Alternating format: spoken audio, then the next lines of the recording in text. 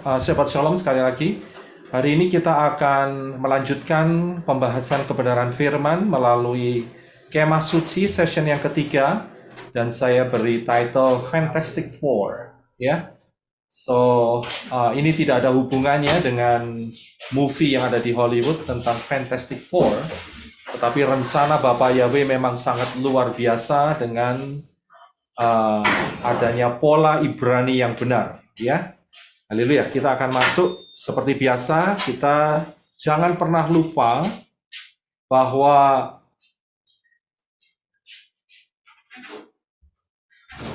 kebenaran firman Kemah Suci ini kita hanya bisa mendapatkan jika kita kembali kepada pola yang benar, ya. Kembali kepada pola akar Ibrani yang benar. Karena di luar akar Ibrani yang benar, ya, itu miskin, ya. Dan pola akar Ibrani yang benar itu kaya raya, ya, luar biasa, kaya raya, ajaib, dahsyat apa yang menjadi perencanaan Bapak Yahweh. Karena itu jangan pernah lupa dengan 22 huruf modern Ibrani, ya. Ini adalah 22 huruf Ibrani yang modern, berarti yang ancient itu adalah piktograf.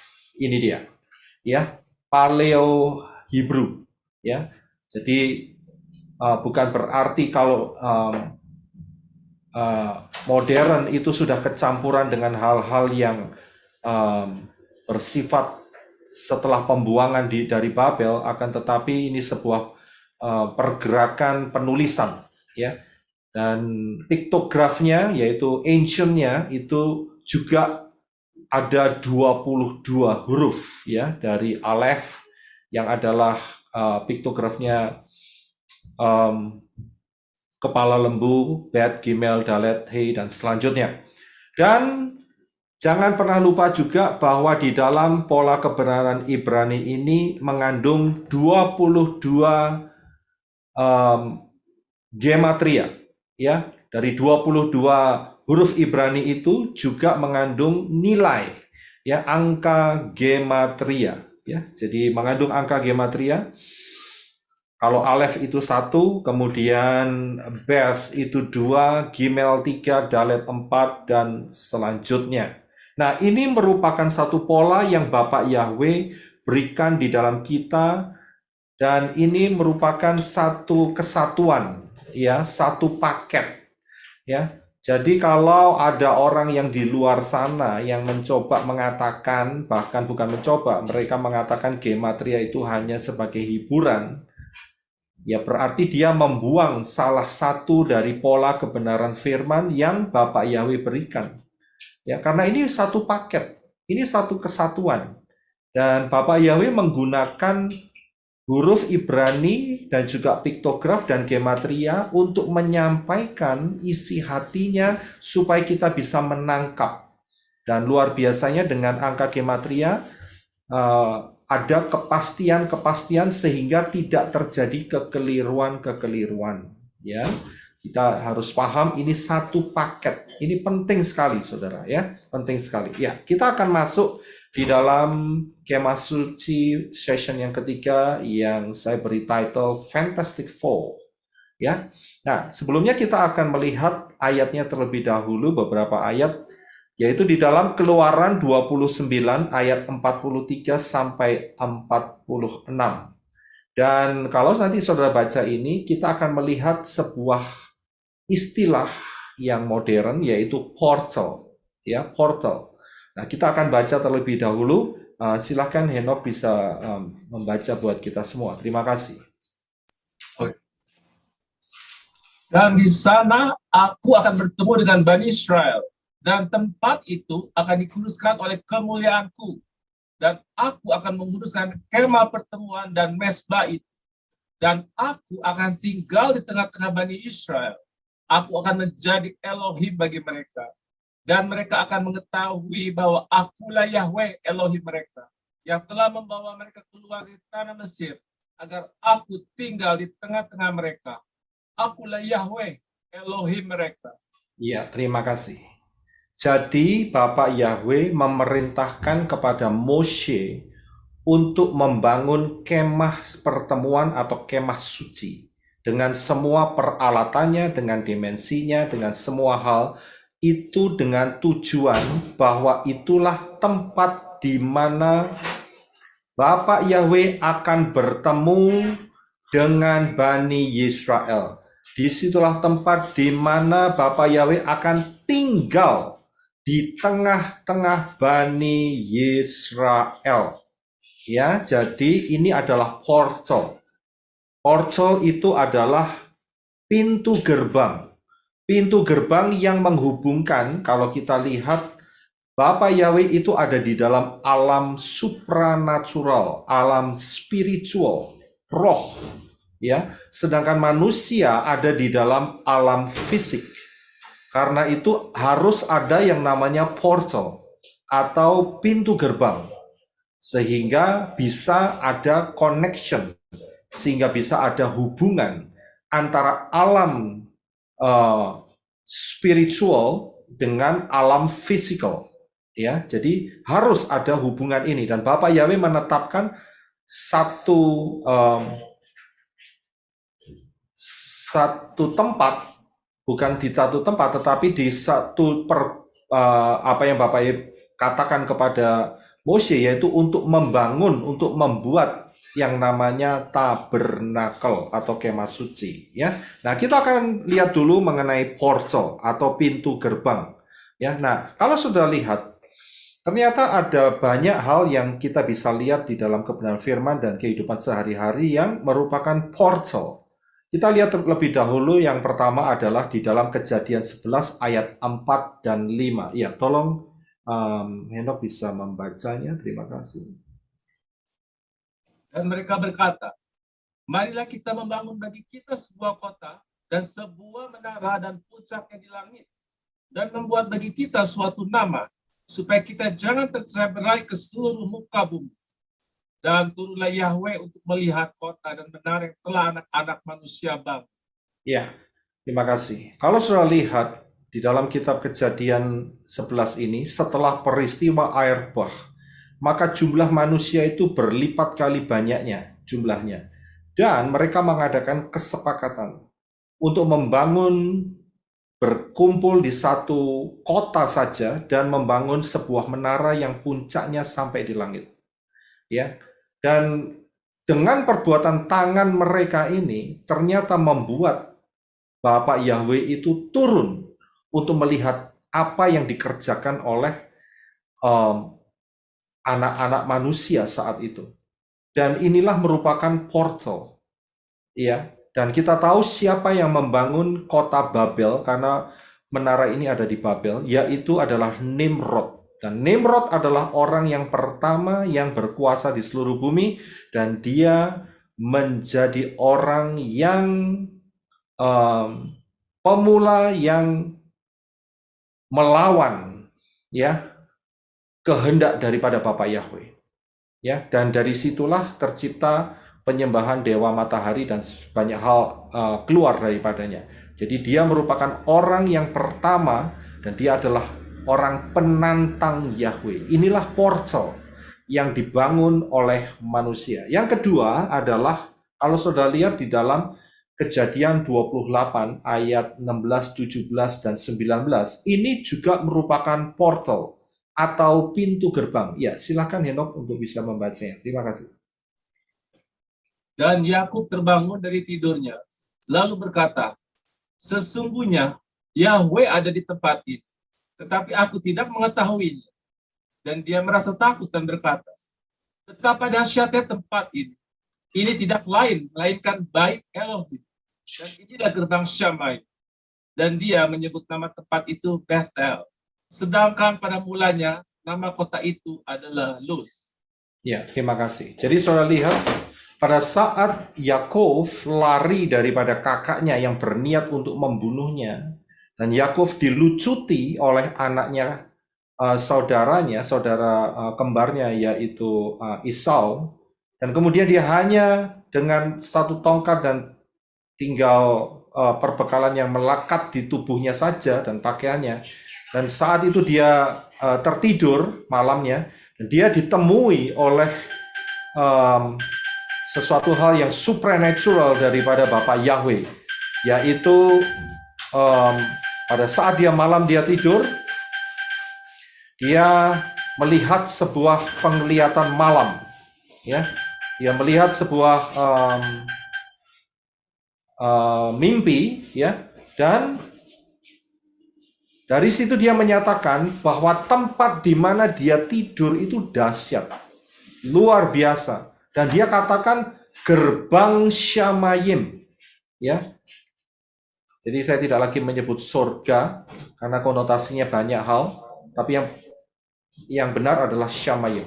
Ya, inilah gerbang, inilah portal, ya, pintu gerbang Shamayim. Karena itu Yakov mengubah nama itu yang pertamanya adalah Luz menjadi rumah Elohim, Bethel, ya, Bethel atau Bethel, ya, rumah Elohim. Beth itu rumah, El itu Elohim, rumahnya Elohim. Ya, karena Yakov bertemu dengan Elohim, yaitu Bapa Yahweh itu sendiri. Ya, jadi ini adalah portal, saudara. Ya, tempat di mana pertemuan antara alam spiritual yang supernatural dengan alam fisikal, ya, alam fisik. Nah, yang selanjutnya adalah kalau saudara lihat apa yang saya sampaikan atau tampilkan di sini, tidak lain saudara pasti paham tempat ini. Tempat ini ada di Eropa, saudara, ya, dan luasnya itu luar biasa, menjangkau kalau tidak salah sampai 3 negara, ya. Dan di situ mereka mencoba untuk yang namanya bermain-main dengan yang namanya partikel Tuhan, ya. Mereka mencoba untuk secara fisik, ya, secara ilmu fisika mereka mencoba. Tetapi sebetulnya kalau kita lihat dari simbol-simbolnya, dari kode-kodenya, ya, ini bukan cuma masalah percobaan saja, tetapi ini sebuah portal, ya. Dan disinilah juga pada ribuan tahun yang lalu itu tempat penyembahan daripada dewa Apollo, ya. Kita akan baca ayatnya di dalam Wahyu 9 ayat 10 sampai yang ke-11. Silakan, ya. Dan mereka mempunyai ekor serupa kalajengking, dan ada sengat-sengat pada ekornya, dan wewenang mereka adalah untuk menyakiti manusia selama 5 bulan. Dan mereka mempunyai raja atas mereka, yaitu malaikat Abissos, nama Ibrani baginya Abaddon. Dan dalam bahasa Yunani, dia mempunyai nama Apollyon. Ya, terima kasih. Saudara bisa lihat, ternyata ini portal, saudara. Dan seringkali ada beberapa hal yang aneh yang terjadi saat mereka melakukan yang namanya particle of God tadi, God's particle. Ya, jadi ada fenomena-fenomena yang aneh yang terjadi, ya, supernatural. Ini juga merupakan portal. Ya, oke. Selanjutnya adalah yang kita lihat yaitu Bait Elohim yang dibangun oleh Raja Salomo di dalam 2 Tawarikh 7 ayat 1 dan 2. Ini pun juga merupakan portal. Ya, kalau tadi kita lihat di tempatnya Yakov di Bethel itu portalnya positif karena dari Bapa Yahweh. Ya, kalau Menara Babel portalnya negatif. Ya, nah karena beraura dari penyembahan kepada dewa-dewa asing. Begitu pula di tempatnya dewa Apollo tadi itu auranya sangat-sangat negatif. Nah, sekarang kita lihat yang ada di dalam 2 Tawarikh 7 ayat 1 dan 2. Silakan, Ino. Dan ketika Salomo selesai berdoa, kemudian api turun dari Shamayim memakan habis persembahan bakaran dan kurban-kurban. Dan kemuliaan Yahweh memenuhi bait itu. Dan para imam tidak dapat masuk ke dalam bait Yahweh itu, karena kemuliaan Yahweh telah memenuhi bait Yahweh itu. Iya, terima kasih. Jadi saat pentahbisannya, itu ada perkara yang supernatural yang terjadi, yaitu api turun dari langit, ya, dari firmamen, dari Shamayim, ya, saat itu tidak ada api, tiba-tiba korban bakarannya dimakan api yang turun dari Syamayim. Dan kemuliaan Yahweh, Shekinah Glory, turun memenuhi bait atau rumah Elohim itu. Ya, dan tidak ada orang yang bisa masuk karena kemuliaan Elohim itu sangat pekat. Saudara tahu tempat ini ada di mana? Tidak lain, tempat ini ada sekarang ini namanya di Temple Mount. Ya, Temple Mount. Kalau saudara lihat yang ada di Israel, saudara pasti akan tahu. Ketik saja Temple Mount, saudara akan lihat gambarnya di sana. Ya, Temple Mount Israel. Disitulah tempat di mana Salomo mendirikan Bait Elohim. Akan tetapi ingat, Bait Elohim ini diruntuhkan secara singkat ya, saya ceritakan, oleh Titus pada tahun 70 Masehi. Tetapi ingat, ini dulunya merupakan portal. Karena apa?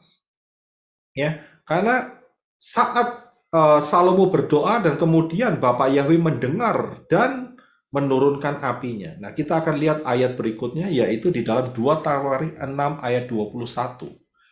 Ya, 2 Tawarikh 6, 21, saudara akan lihat kata yang saya beri garis bawah itu merupakan portal, ya, pintu gerbang. Silakan, Enoch.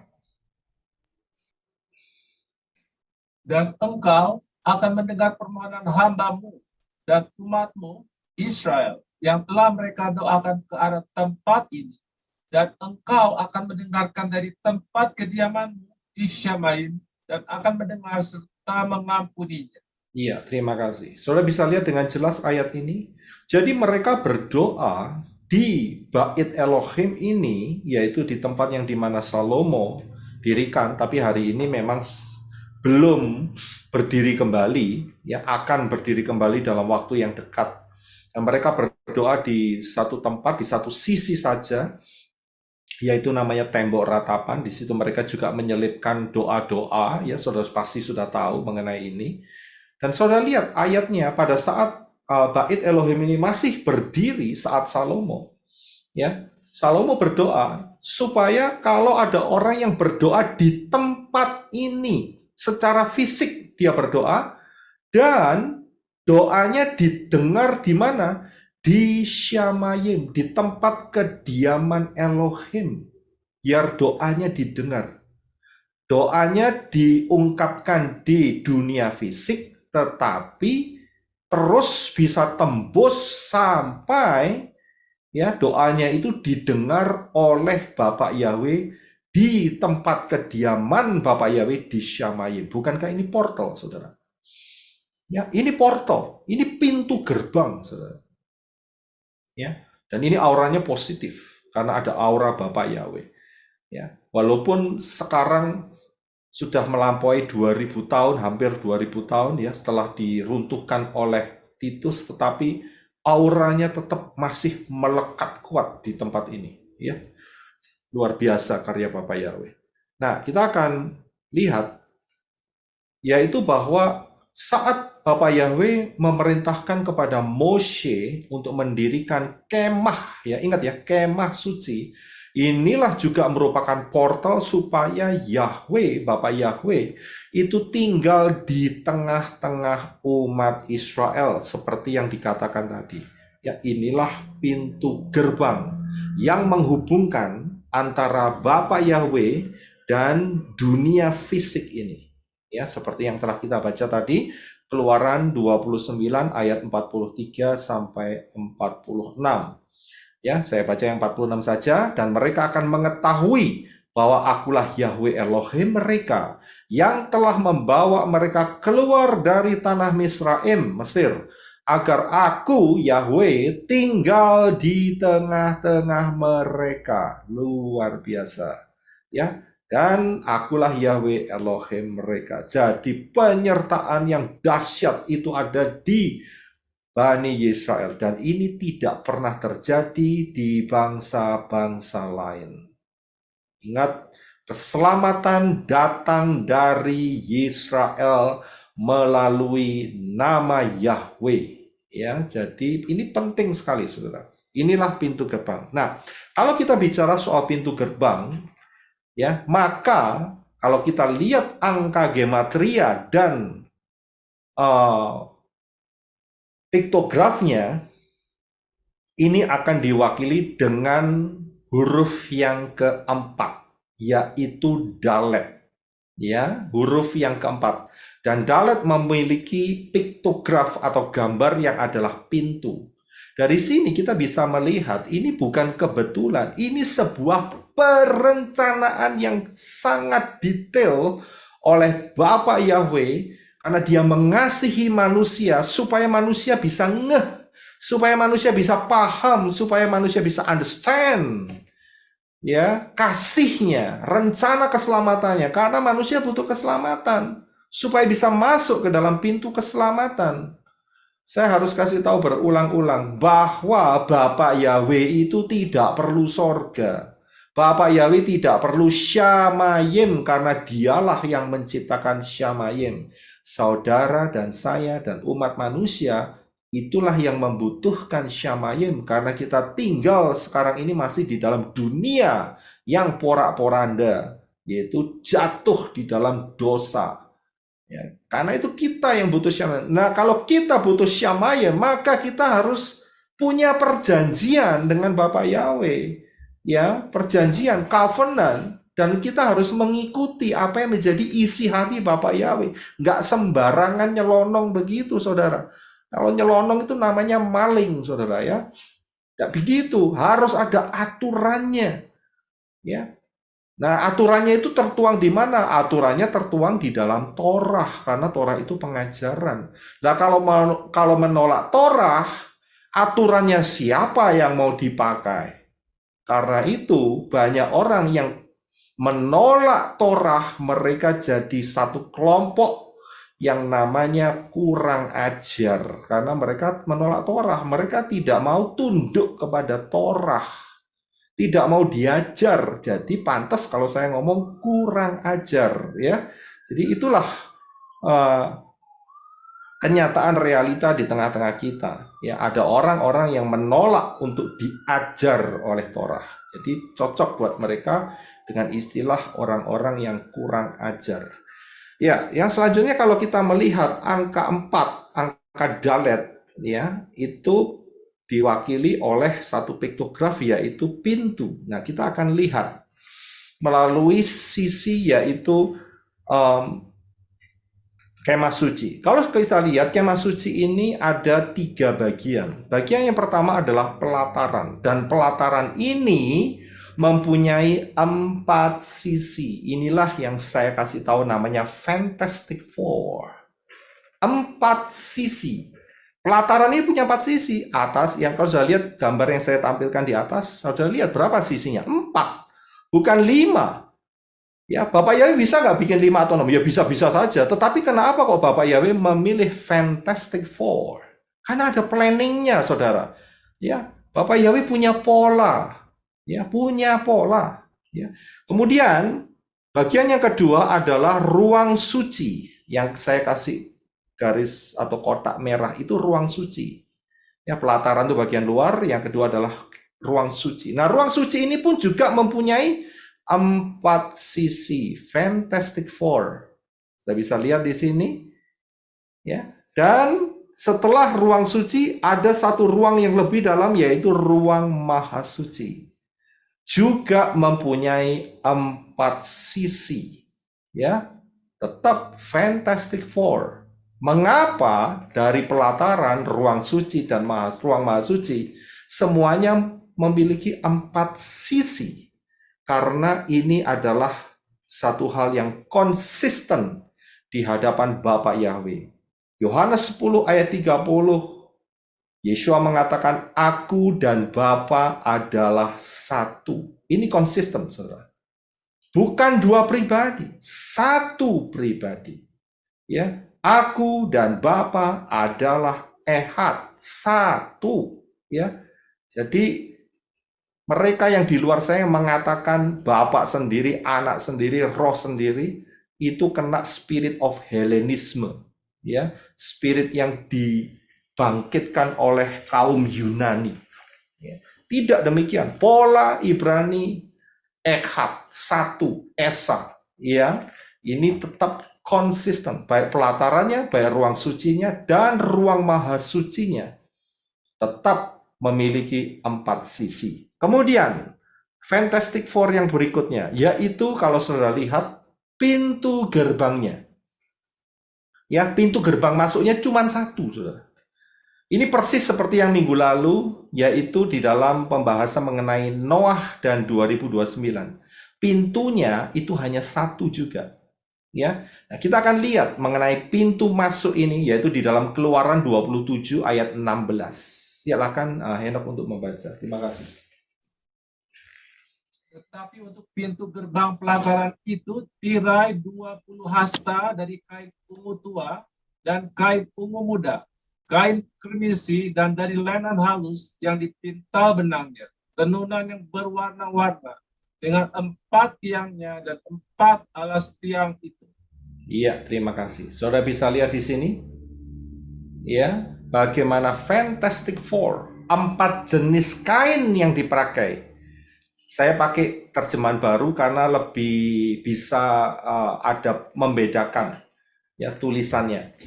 Di dalam terjemahan ILT kurang begitu jelas. Di sini dijelaskan ada kain ungu tua, kain ungu muda, kain kirmisi, dan lenan halus. Ada 4.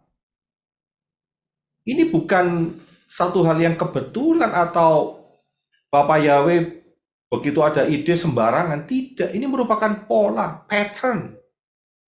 Ya, Fantastic Four. 4 jenis kain yang dipakai. Bisa nggak kalau 2? Ya sebetulnya bisa, tetapi Bapak Yahweh nggak mau. Karena ini mengandung sebuah konsisten.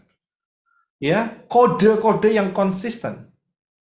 4 jenis kain. Dan di situ juga ada yang memegang kain itu ada 4 tiangnya. Ya, ada 4 tiangnya. Nggak 5, nggak 6, 4. Dan kemudian di alas kakinya, tiang-tiang itu harus ada alas kakinya, begitu ya, kayak sepatunya begitu. Itu juga harus 4. Nggak boleh tiangnya 4, alas kakinya 3, yang satu nggak pakai alas kaki. Nggak boleh, saudara. Ini konsisten daripada Fantastic Four, daripada Bapak Yahweh yang telah ditetapkan untuk kita. Luar biasa, saudara. Ya, dan ini berbicara banyak hal Fantastic Four ini. Ya, kalau saudara lihat, Yeshua mengatakan, silakan Henok baca Yohanes 10 ayat 9 dan Yoel 2:32. Terima kasih. Akulah pintu. Jika seseorang masuk melalui aku, ia akan diselamatkan. Dan barang siapa yang berseru kepada nama Yahweh akan diselamatkan. Iya, terima kasih. Saudara bisa lihat di sini, apakah ini satu kebetulan kalau Yeshua mengatakan, akulah pintu Dalet. Dan angka gematrianya 4. Ya, pintu itu punya 4 sisi. Yaitu pintu yang kita lihat di gambar itu. Jika seorang melalui aku akan diselamatkan. Dan kemudian Bapak Yahweh juga mengatakan hal yang sama. Karena konsisten, saudara. Siapa yang berseru dalam nama Yahweh akan diselamatkan. Saudara bisa lihat konsisten, Fantastic Four ini. Kalau saudara bisa melihat, Yahweh itu mempunyai 4 huruf. Baca dari kanan, Yod, He, Waw, He. Bacanya Yahweh. Kemudian, Sang Putra itu bacanya Yod, Shin, Waw, Ayin. Bacanya Yeshua. Saudara lihat berapa huruf? 4 huruf. Sama-sama 4 huruf.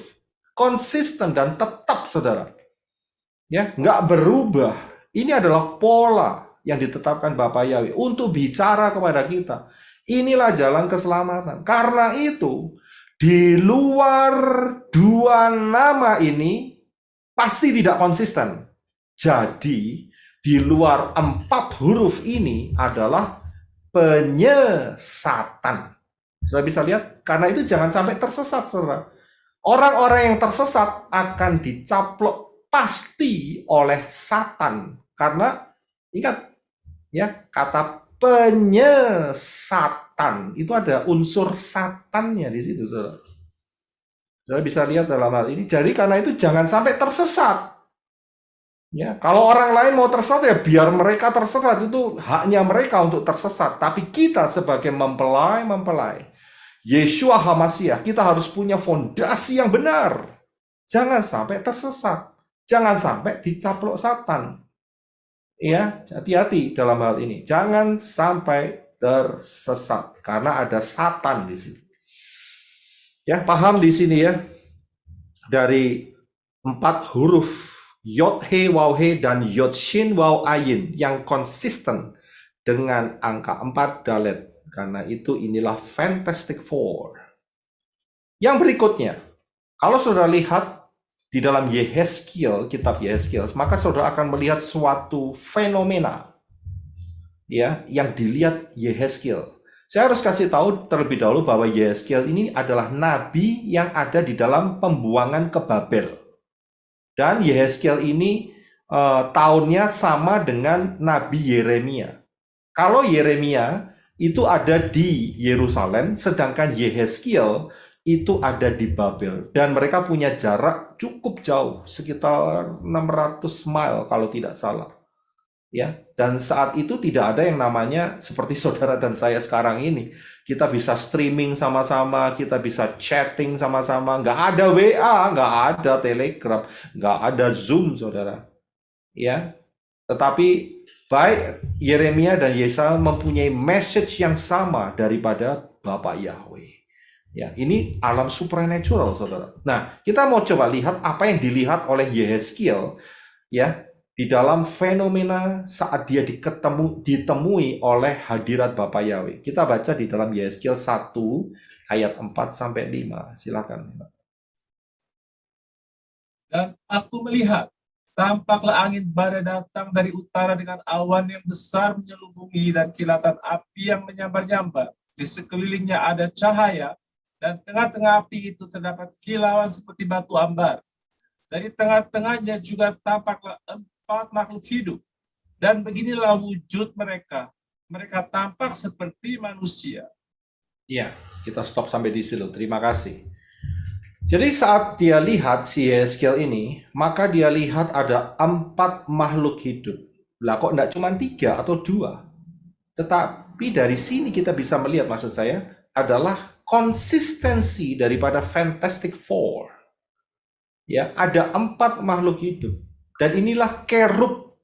Ya, kerub itu 1, kalau lebih dari 1 kerubim. Ya, kerubim itu jamak lebih dari 1. Jumlahnya 4, saudara. Ya, yang mengawal Bapak Yahweh ini adalah bodyguard seperti itu. Kalau zaman kita sekarang, ya. Nah, kita akan lihat keempat makhluk hidup ini yang ada di sekeliling atau ada di mengitari tahta daripada Bapak Yahweh. Ya. Nah, di dalam Yehezkiel 1 ayat 10 dijelaskan lebih detail mengenai makhluk hidup ini. Ya, silakan Henok untuk bisa membaca. Dan rupa wajah mereka keempatnya adalah wajah manusia dan wajah singa di sebelah kanan. Keempatnya juga ada wajah lembu di sebelah kiri serta wajah Raja Wali. Itulah keempat. Ya, terima kasih. Saudara bisa lihat Fantastic Four lagi di dalam konsistennya untuk bicara kepada kita. Ya, kerubim ini punya 1 kepala, tetapi wajahnya itu 4, saudara. Wajah manusia, wajah singa, wajah lembu, dan wajah Raja Wali. Serem, Pak. Ya, saya nggak tahu serem atau tidak, tetapi ini satu makhluk ciptaan Bapak Yahweh yang penuh kemuliaan Elohim. Luar biasa. Kerub ini. Ya, dan membawa kehadiran Bapak Yahweh. Ini sangat ajaib, kerub-kerub ini, ya, kerubim ini. Ya, saya yakin di dalam alam supernatural nggak ada serem, ya. Yang ada adalah terjamah dengan hadirat Bapak Yahweh yang sangat dahsyat. Tetapi dari hal ini kita bisa lihat ayat ini ada konsisten di dalam huruf atau angka 4, ya, huruf dalet.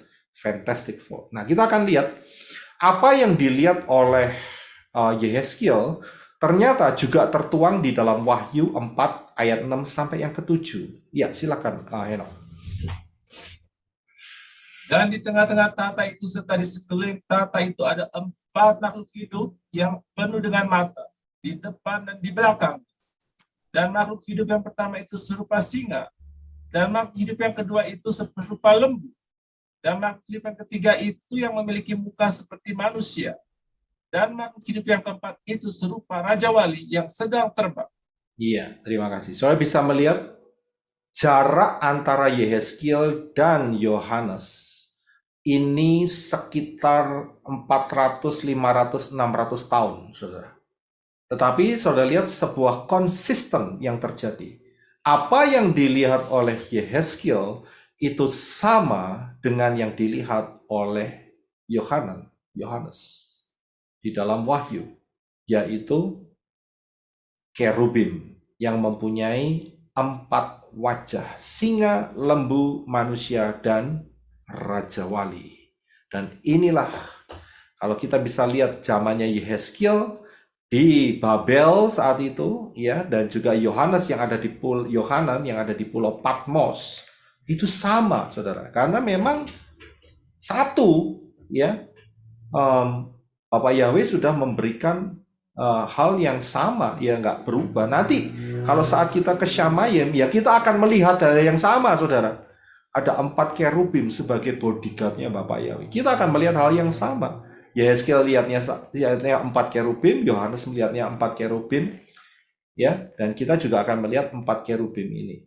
Ya, tapi juga ada kerubim-kerubim yang lain. Tetapi polanya untuk yang menjaga Bapak Yahweh adalah lingkarannya adalah 4, Fantastic Four. Dan kalau kita lihat ini berbicara tentang 4 Injil, 4 kitab Injil, Matius, Markus, Lukas, dan Yohanes. Ya, 4 wajah daripada Gospel, ya, kitab Injil. Matius, Markus, Matai, Markus, Lukas, dan Yohanes, ya. Konsisten, saudara. Nah, bukan cuma hal itu saja. Kalau saudara lihat di dalam Kejadian 1 ayat 1, ya, kalau saudara pakai kitab suci terjemahan, nggak bakal ketemu. Tetapi kalau saudara buka di dalam bahasa Ibraninya, maka saudara akan melihat satu kalimat, Kejadian 1 ayat 1, Bereshit 1 ayat 1, yang berbunyi, Bereshit bara Elohim et hashamayim wa et haares. Ya. Dan kalau saya lihat terjemahannya, pada awalnya Elohim menciptakan shamayim dan bumi. Ya, in the beginning God created the heavens and the earth. Nah, ada 7 kata yang dipakai. Ya, tetapi kata yang tengah nomor 4 itu tidak ada terjemahannya, saudara. Ya, tidak ditulis apa-apa, kosongan. Tetapi ada di dalam pola Ibrani, yaitu et. Tulisannya adalah Aleph Tau. Saya bisa lihat di sini. Ini merupakan Fantastic Four yang konsisten daripada Bapak Yahweh. Siapakah Aleph Tau? Saudara ngerti sendiri, Aleph Tau yang awal dan yang akhir. Kita baca ayatnya di dalam Yesaya 44 ayat 6. Silakan ya.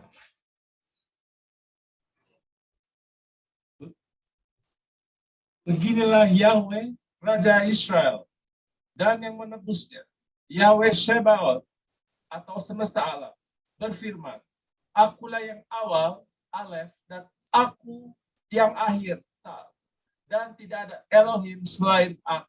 Ya, terima kasih. Saudara bisa melihat di sini?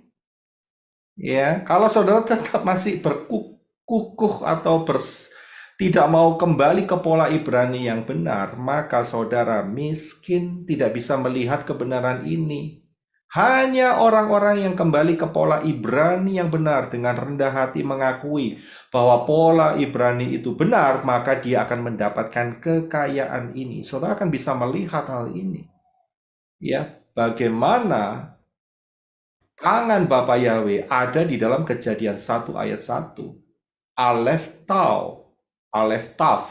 Tav itu yang Inggris, Tau itu Indonesia, sama. Aleph Tau, ya. Di sinilah kita bisa melihat adanya Fantastic Four dari Kejadian 1 ayat 1. Nah, ini sebetulnya saya sudah sampaikan di dalam materi, yaitu dalam Beresit, Rapture di dalam Beresit Kejadian 1 ayat 1. Coba saudara mampir untuk mempelajari lebih detail. Ya, ada banyak kebenaran yang luar biasa. Jadi kalau saya katakan saudara mampir, coba pelajari. Ingat, kita harus belajar kebenaran firman dengan pola yang benar. Ya, kita harus rendah hati dan kita harus mau menerima kebenaran yang Bapak Yahweh sediakan melalui pola Ibrani, karena di luar pola Ibrani miskin, saudara. Ya, kembali coba kita lihat, saudara bisa lihat di Rapture dalam Beresit Kejadian 1 ayat 1. Saudara akan dapatkan di channel ini. Nah, kita lihat konsistensi apa lagi, yaitu dari saat penciptaan, Kejadian Fatsal 1. Ya, pada saat Bapak Yahweh memanage bumi yang telah rusak ini, ya. Dan pada hari yang keempat, day 4, hari keempat, di situ diciptakan yaitu bulan dan matahari, ya. Dan disinilah bulan melambangkan Raja Daud dan matahari melambangkan Yeshua HaMashiach. Ingat ya, saya kalau ngomong ini jangan dipotong. Jangan diasumsi yang lain, oh kalau gitu Yeshua adalah dewa matahari. Saya pikir, saya ngomong ngawur pikiran seperti itu. Ya, ini identikalnya, bukan menganggap Yeshua sebagai dewa matahari. Ya, jangan saudara berpikir demikian. Yeshua bukan dewa matahari. Yeshua adalah Bapa Yahweh sendiri yang turun ke dalam dunia di dalam rupa manusia. Dia bukan dewa matahari. Ya, perhatikan itu baik-baik. Tetapi di sini kita bisa melihat konsistensi daripada Fantastic Four, angka 4. Ya, kenapa kok matahari dan bulan tidak ditaruh di hari yang ketiga atau hari yang pertama? Kan jadilah terang. Hari pertama nggak ada mataharinya, baru nanti pada hari yang keempat. Kenapa? Karena Bapak Yahweh akan menjaga kode konsisten daripada Fantastic Four ini, ya. Oke, kita akan lihat yang selanjutnya mengenai Dalet Fantastic Four ini, yaitu sebelumnya saudara bisa lihat pengajaran itu ada di dalam ini, 7 hari agenda Yahweh di channel ini juga, pelayanmenara.com, dan juga mungkin ada di Gamal atau di Pak Adi dan Ibu Kesia.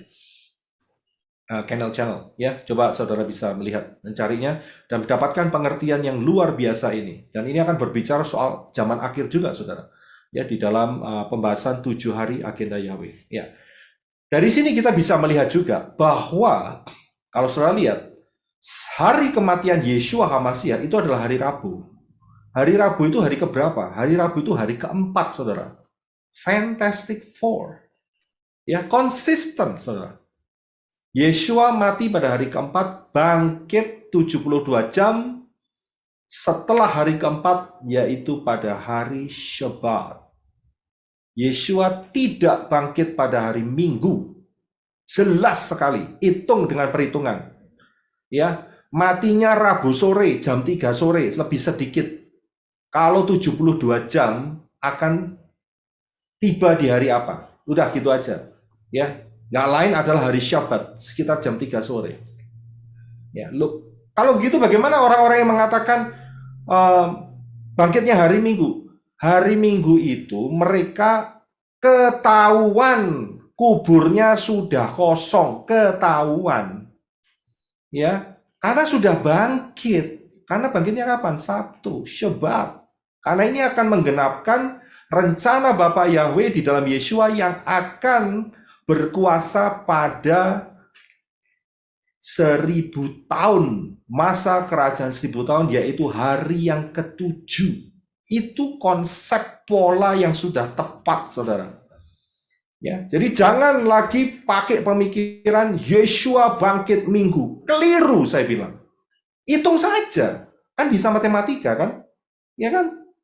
Matinya kan sudah jelas. Kitab suci Gospel mengatakan matinya jam 3 sore, saudara. Hari Rabu. Ya kalau ditambah 72 jam, maksud jatuhnya Minggu. Gimana ceritanya? Kan lebih dari 72 jam kalau gitu. Ya, coba kita belajar matematikanya. Ya, jadi dalam hal ini konsisten apa yang dilakukan oleh Bapak Yahweh mengenai planning yang Bapak Yahweh reveal, nyatakan di dalam pernyataan untuk kita semua. Ya, ini luar biasa, saudara. Nah, yang selanjutnya. Jadi jangan remehkan, ya. Kita harus ada warning nih di sini ya. Jangan meremehkan yang namanya konsisten. Kenapa? Kita akan baca 2 ayat, ya.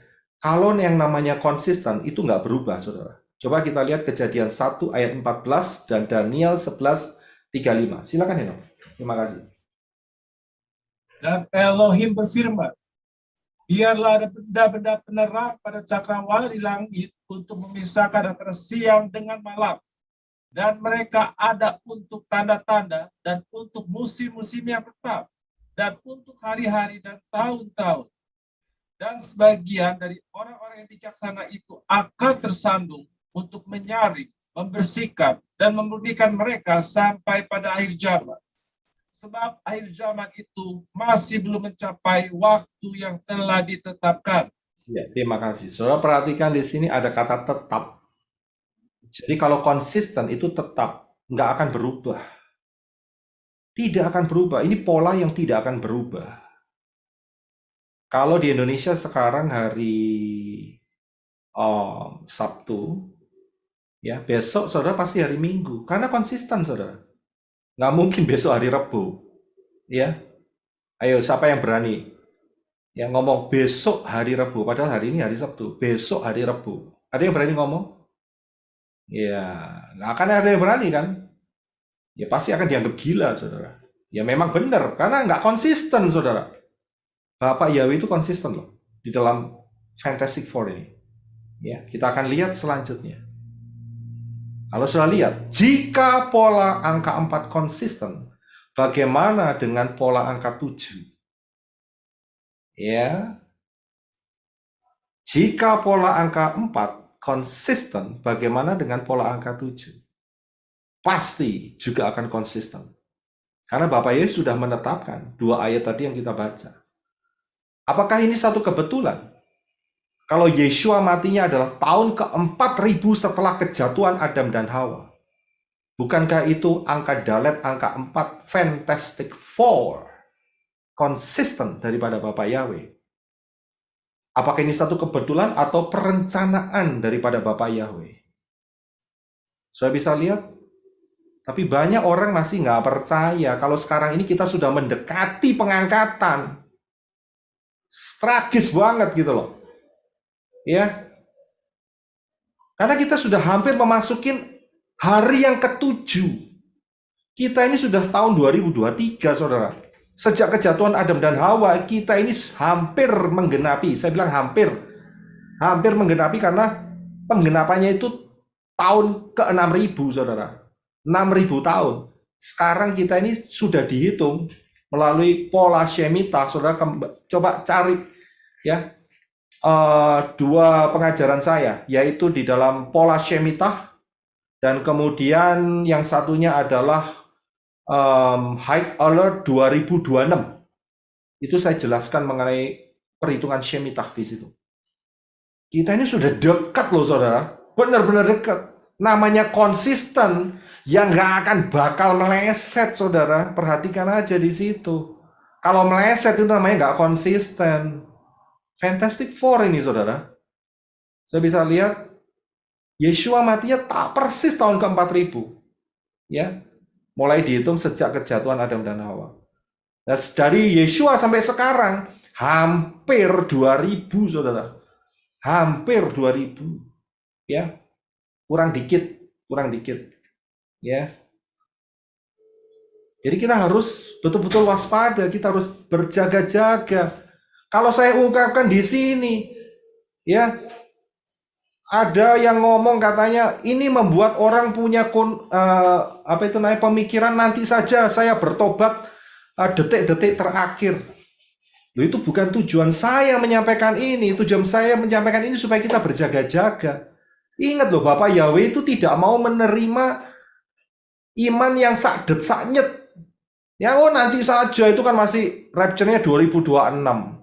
Saya nanti atau 2025, kalau gitu nanti saya 2025 Sukot, ya September nanti saya bertobat. Itu namanya menghina kesempatan Bapak Yahweh. Nanti saya mau cari Bapak Yahweh, saya minta ampun, sujud-sujud, nyembah-nyembah. Ya, nanti September 2025. Saya bilang, saudara pasti akan tertinggal. Karena meremehkan, karena saat ini masih dikasih kesempatan 3 tahun, saudara meremehkan. Masih berkecimpung di dalam keinginan-keinginan daging. Ya, jadi kalau saya ungkapkan ini bukan berarti untuk merangsang orang-orang supaya ya sistem kebut semalam, SKS atau iman kebut semalam. Ya, oh nanti besok rapture saya tak tobat sekarang. Mana bisa? 5 anak darah yang bodoh itu ketinggalan. Pintu ditutup, enak kok suaranya dengar. Aku tidak kenal kamu. Wah, mbok jungkel-jungkel, muntah-muntah, nangis darah, ya, tetap pintu tidak akan terbuka untuk kamu. Jadi mengenai Rapture 2026 ini untuk berjaga-jaga, bukan untuk memancing orang supaya apa itu namanya nunggu sampai 2025 pertengahan baru bertobat. Tidak demikian. Kalau gitu orang tersebut atau kelompok-kelompok yang meremehkan High Era 2026, ya berarti mereka nggak belajar mengenai pola Fantastic Four, tidak percaya akan angka gematrianya Bapak Yahweh. Saya meragukan. Pasti mereka nggak percaya. Karena nggak percaya akan pola ini. Gampang. Nggak terlalu susah. Ya, jadi hati-hati. Saya menyampaikan ini sebetulnya pola 6.000 tahun ini sudah dipercayai sejak lama loh, ribuan tahun. Ya, pola 7.000 tahun kesempatan umat manusia ini. Dan kita sudah betul-betul di penghujung akhir, saudara. Ya, berjaga-jagalah, jangan main-main. Ya, jangan ikut pengajaran-pengajaran palsu. Ya, jadi kita harus betul-betul berjaga-jaga. Yeshua mengatakan kalau kamu lihat semuanya ini, angkat wajahmu karena penyelamatmu akan segera tiba. Saya kasih tahu saudara, persiapan bait suci yang akan dibangun oleh orang Israel sudah semakin lama semakin dekat. Saya juga mendapatkan update bahwa red heifer-nya tidak lagi 5, tetapi sudah ada 7. 7 red heifer. Ya, itu yang saya dengar. Yang jelas 5. Tapi ada sumber yang mengatakan bahwa sudah ketambahan 2 lagi. Kita akan menunggunya sampai tahun depan saat Pesah tahun 2024. Dan kalau saudara lihat, ya, saya berikan melalui Reuters, ya, berita, bahkan ini viral bulan lalu, Mei 21, itu ada Israel National Security, Ben Gvir, itu jalan-jalan di Temple Mount. Saudara ya tahu ya Temple Mount ya, tempat di mana dulunya bait suci Elohim yang dibangun oleh Shlomo itu di Berarti dia tak betul. tolong di mute ya. Iya, terima kasih. Saudara tolong jaga ya, supaya jadi berkat buat yang lain. Jangan kesenggol, please. Ya, nanti akan mengacaukan pikiran yang lain. Jadi saudara bisa lihat di sini, peristiwa ini menggemparkan dunia loh saudara. Saya nggak tahu saudara memperhatikan atau tidak. Ini menteri, salah satu menteri dari kabinetnya Netanyahu. Ya, dan dia berkata bahwa saya boleh jalan di sini karena ini milik Israel. Dan orang ini itu dari grup yang right wings, ekstrim sekali. yang rindu ingin akan dibangunnya bait suci di tempat yang dimana dia kunjungi, yaitu Temple Mount.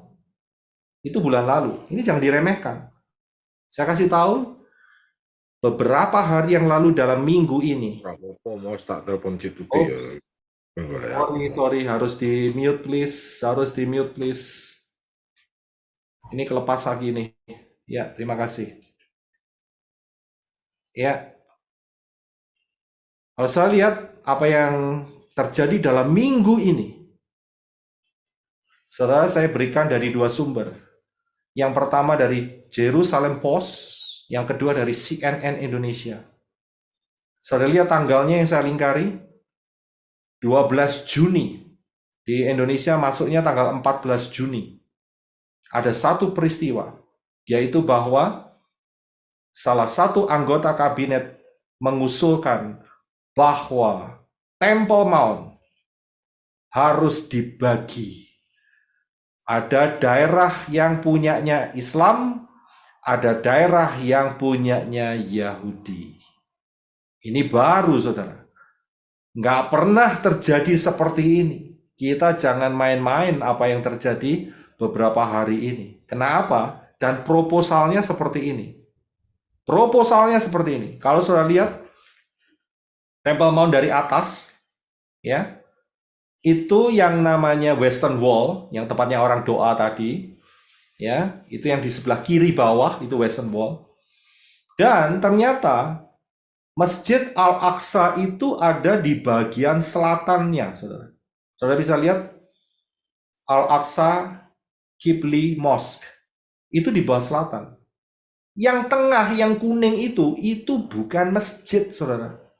Itu hanya Dome of the Rock. Ya, bukan masjid, saudara. Yang Masjid Al-Aqsa itu ada di selatan. Nah, saya kasih tahu sedikit bahwa kalau di Dome of the Rock itu ada 8 sisi, ya, 8 sisi. Sisinya ada 8, oktagon kalau nggak salah. Iya, ada 8 sisi. Dan ada sumber-sumber yang menyatakan bahwa itu sebetulnya bukan masjid. Dulunya itu adalah sebuah kehilat, saudara. Ya, karena apa? Bentuknya sama yang ada di Kaisaria katanya. Ya, juga berbentuk sisi 8. Ya, karena itu proposalnya adalah tempat ini akan dibagi. Baginya bagaimana? Ini dia, saudara. Saya bisa lihat, jadi dibagi 3. Ya, yang paling selatan yang ada Masjid Al-Aqsa-nya itu miliknya orang Islam, sedangkan yang bagian tengah dan atas, center dan north itu menjadi milik Israel, termasuk Dome of the Rock.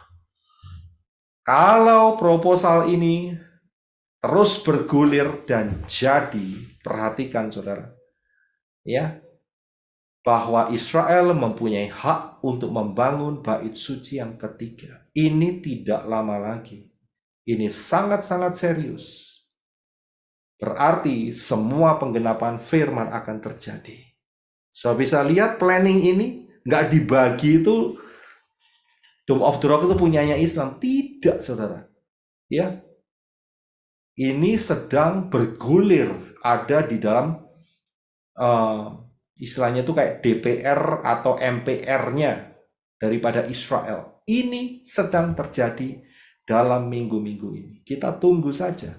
Saya bilang, dan cepat jadi. Saya bilang, segeralah terjadi. Iya, hurry. Supaya kita bisa hore. Kenapa? Karena kita tahu, kita punya kebenaran firman. Tempat ini jadi tidak lama lagi. Saudara dan saya mempelai Yeshua HaMashiach akan rapture. Rapture akan terjadi, saudara. Ya, dan cepat jadi, itu bahasa Italinya, dan cepat jadi. Ya, mau bahasa Itali, mau bahasa Meksiko, terserah saudara. Ya, dan jadio cepetan. Ya, saudara bisa lihat ini, tidak lama lagi, tidak lama lagi. Nah, ini sudah bergulir. Kita ini hanya bisa mendengar berita-berita yang selentingan saja. Tapi di dalam kenyataannya mereka sudah menggodok dengan matang, saudara. Mereka sudah persiapan.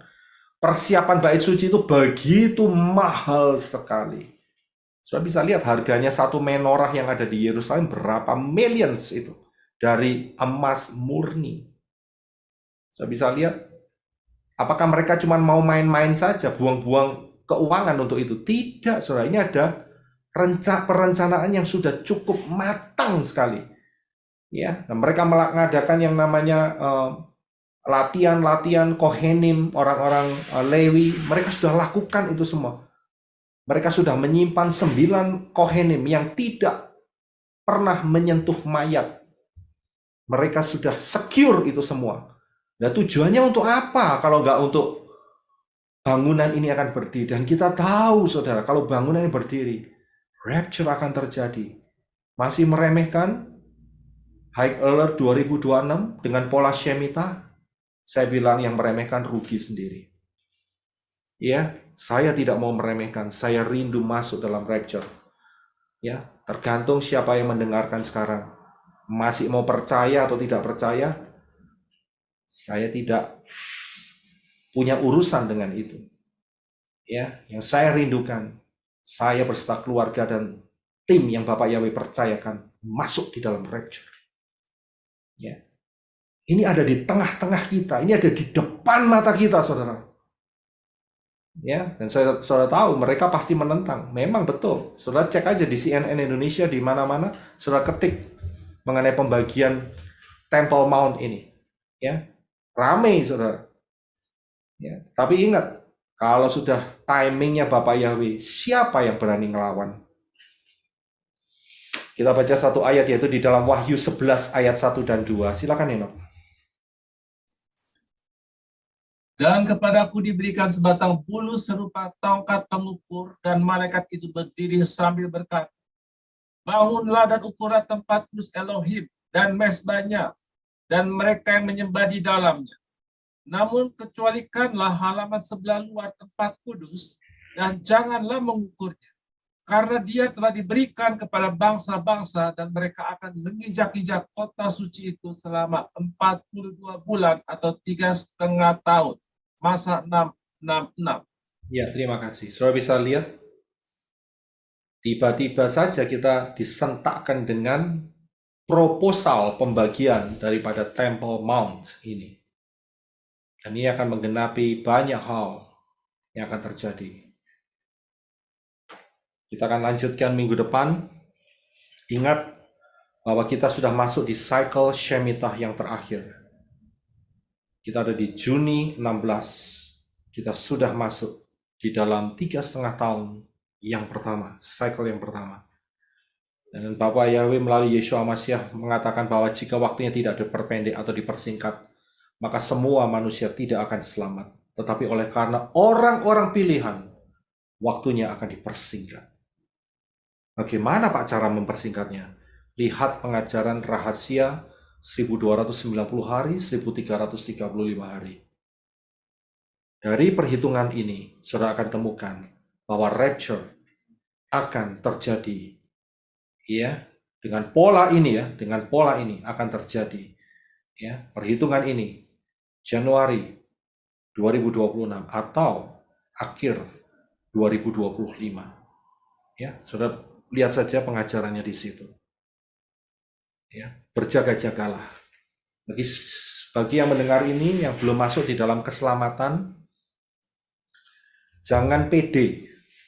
Selama saudara tidak masuk di dalam melalui pintu Yeshua, yaitu dari kebenaran pola Yehudi, saudara tidak akan masuk selamat.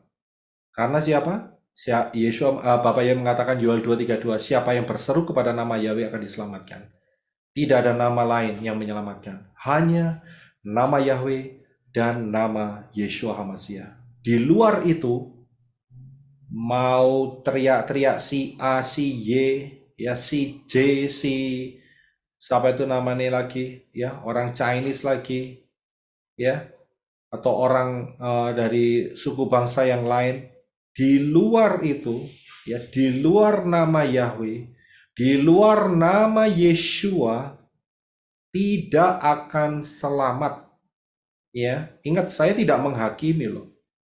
Ini saya hanya menuruti apa yang menjadi pola kebenaran firman. Siapa yang sudah dengar ini dan tidak mengambil keputusan untuk kembali kepada nama yang benar, saya bilang terlambat, saudara.